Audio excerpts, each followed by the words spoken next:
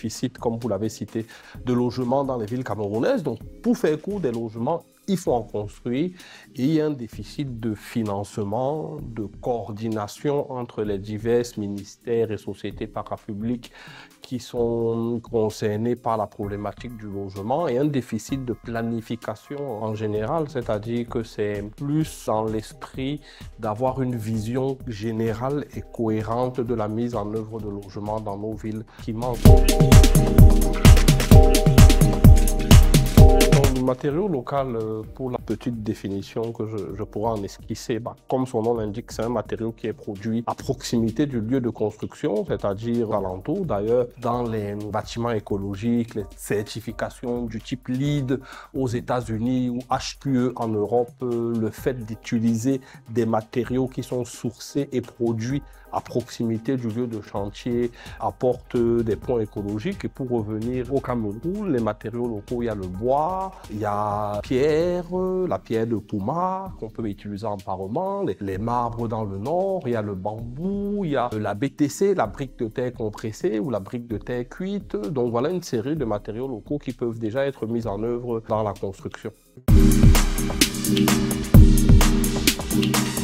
Justement, en termes de plus-value, par définition, ils sont moins chers puisqu'ils sont produits localement et ils sont souvent à l'expérience plus économe et écologique, c'est-à-dire que la brique de terre cuite, par exemple, contrairement au parpaing de béton, n'emmagasine pas l'air chaud dans la journée. Donc une maison en brique de terre cuite va être beaucoup plus simple à ventiler, va être mieux aérée. Le bois est un matériau par définition écologique puisque c'est un matériau naturel.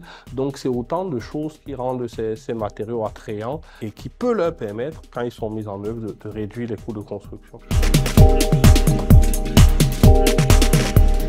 C'est déjà un problème d'expertise, c'est-à-dire que quand on parle de la brique de terre cuite, il y a d'abord un problème d'expertise pour savoir comment la mettre en œuvre et d'autre part un problème de production. Il faut avoir les quantités suffisantes. Par exemple, si vous faites un immeuble de 10 étages et que vous voulez faire les élévations de cet immeuble en brique de terre cuite, il faudra déjà pouvoir trouver cette brique de terre cuite, trouver la structure qui en produit en quantité suffisante pour vous livrer. Et maintenant, même sur le chantier, trouver les experts, mais même les techniciens qui savent la mettre en œuvre. Donc, en fait, dès la décolonisation, c'est-à-dire quand le Cameroun est devenu indépendant dans les années 60, nous avons rapidement fait le choix du ciment avec Cimencam.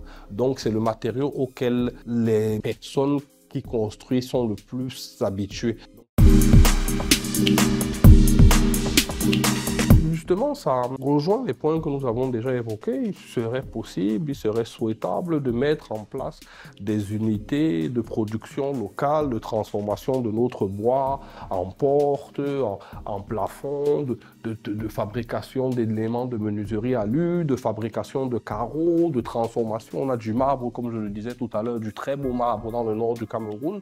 Il faudrait pouvoir mettre en place des unités qui transforment ce marbre en carreau, qui le transforment en carreau qui est utilisable et qui peut être posé dans les projets. Donc c'est pareil vraiment pour toute cette chaîne de valeur là. L'import substitution peut servir à mettre en place des unités locales qui produisent ces matériaux là avec les éléments dont nous disposons sur place.